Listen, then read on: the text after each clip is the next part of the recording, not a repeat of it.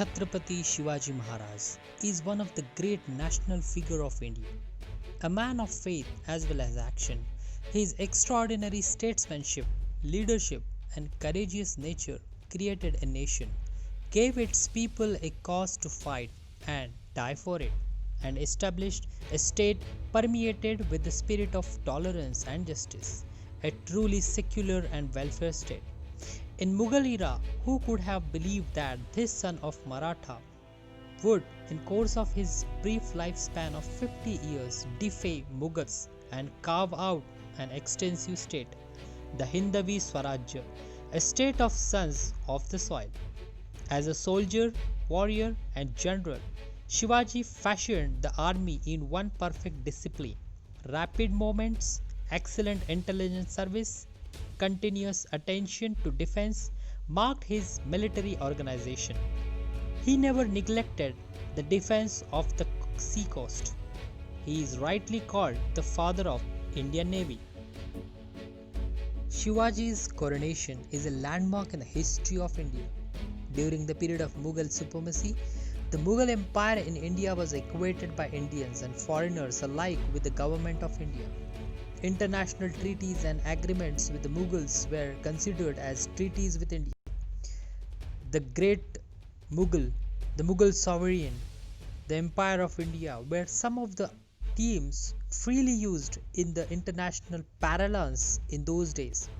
Institution of monarchy established the desire to have Shivaji crowned as king seems to have been widely held by all the classes of people. It was, however, left the great Brahmin scholar Vishweshwar alias Gaga Bhatt of Banaras to give expression to the popular sentiment. One of the Maratha historian states Gaga Bhatt, having heard of the king's fame, came from Banaras to have an interview with him. Gaga Bhatt was distressed that while Muslim kings sat on thrones, held royal umbrellas above themselves and exercised sovereignty, Shivaji Raja, who had dominated four kingdoms, created an army of several thousand people and captured several forts, but had no throne and did not exercise the rights of sovereign. He expressed his opinion that Maratha Raja should be the king, the lord of the umbrella, the Chhatrapati. The principal men were consulted and they all concurred with the idea of Gaga Bhatt and said to Shivaji, "You should ascend the throne." The King Shivaji approved of it all. Subsequently, on May 19 of 1674, Shivaji visited Pratapgarh and paid his obeisance to goddess Bhavani.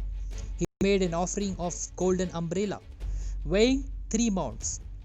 Let me tell you, a mound is an Indian unit of weight equivalent to about 37 kg. That means the umbrella around 50 crore if you consider today's gold price. Shivaji was a Kshatriya, that is, he belonged to a warrior caste. But due to political turmoils, certain rituals observed by the Kshatriyas could not be performed. Hence, the sacred thread ceremony had to be performed first. He was then weighed with the golden image of Vishnu, which they call Tula Purush Dan, and then it has been given away. Then the marriage ceremony with his wives, which was for the second time, was gone through. These ceremonies took place on May 29 and 30 respectively.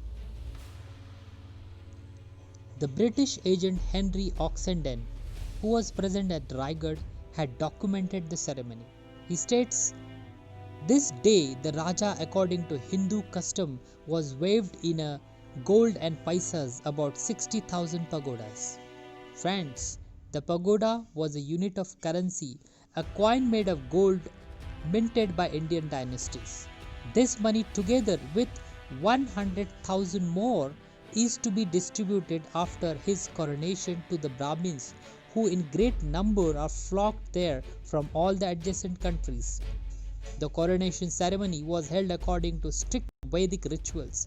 On morning of 6 June 1674, Shivaji ascended the throne. It was truly a historic day. Sabhasad's graphic description depicts a golden throne weighing 32 maunds was made. 32 maunds, which is equivalent to 1184 kilogram of gold, costs more than 500 crore rupees by today's gold price. And this throne laid with the choicest and most precious jewels of the 9 kinds that could be procured from the treasury. Waters from 7 great rivers as well as from other countries' considerable rivers and from seas and from renowned holy places were brought. Jars of gold were made. It was settled that the 8th minister should pour water from the 8th jar. Then on the propitious day the king mounted the throne. The throne was adorned with the 8 pillars decked with jewels. All the ceremonies and rituals prescribed by the Shastras were observed on this occasion. The 8 ministers received a lakh of gold coin each, besides one elephant, horses, cloths and ornaments. The Maratha king now was the first to become Chhatrapati. This was an event of no ordinary significance. Shivaji's aim was to set up an independent state. His continuous war with Mughals, which started in 1670, shows his determination. Shivaji Maharaj, for the defense of his homeland, he fought against intolerance, injustice, and racial arrogance. His example inspires Rajputs and Bundels and others to follow him in course of the time. His movement assumed the form of an all-India struggle, a struggle which was to change the political map of India. Dauntless in face of defeat and generous in his victory. This man of deep religious convictions cherished the honor of women and championed the practiced tolerance to all the faiths. Shivaji's personality and message are as relevant today as they were in the past.